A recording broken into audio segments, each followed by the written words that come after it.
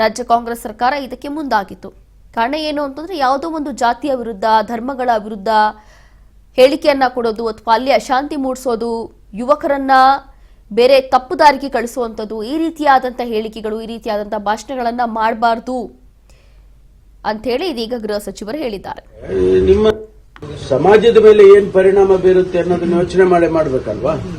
ಅದಕ್ಕಾಗಿ ನಾವು ಆ ಬಿಲ್ ಅನ್ನ ನಾವು ತಂದಿದ್ದು. ಅದರಿಂದ ಈಗ ಸಪೋಸ್ ನಾನು ಕೆಲವು ಭಾಗಗಳಲ್ಲಿ ಕೆಲವರು ಭಾಷಣಗಳನ್ನು ಮಾಡಿದ್ರು.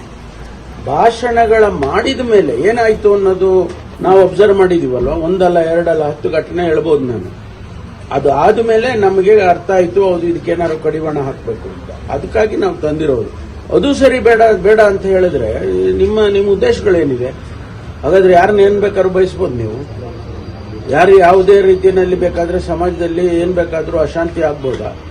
ಅದಕ್ಕೆ ನಾವು ಅದನ್ನ ಮತ್ತೆ ಗವರ್ನರ್ ಮೂನ್ ಯಾವ ತರ ನೋಡ್ತೀರಾ ಸರ್? ಯಾಕಂದ್ರೆ ಸರ್ಕಾರಕ್ಕೆ ಸ್ಪಷ್ಟೀಕರಣ ಕೇಳಬೇಕಿತ್ತು, ಇಲ್ಲಿ ಕೇಳ್ತಾರೆ ಅನ್ನೋ ಒಂದು ಆಶಾಭಾವನೆ. ಗವರ್ನರ್ ಅವರು ಉದ್ದೇಶಪೂರ್ವಕವಾಗಿ ಇದನ್ನ ಆಗಬಾರದು ಅನ್ನುವಂತ ರೀತಿಯಲ್ಲಿ ಅದು ನೆನೆಗುದಿಗೆ ಬಿದ್ದೋಗ್ಲಿ ಅಂತ ಹೇಳಿ ಇದನ್ನು ಕಳಿಸಿದ್ದಾರೆ ಅಂತ ಹೇಳಿ ನನ್ನ ಅನಿಸಿಕೆ.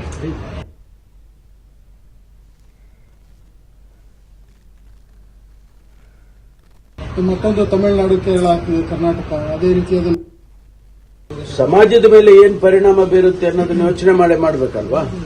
ಅದಕ್ಕಾಗಿ ನಾವು ಆ ಬಿಲ್ ಅನ್ನ ನಾವು ತಂದಿದ್ದು. ಅದರಿಂದ ಈಗ ಸಪೋಸ್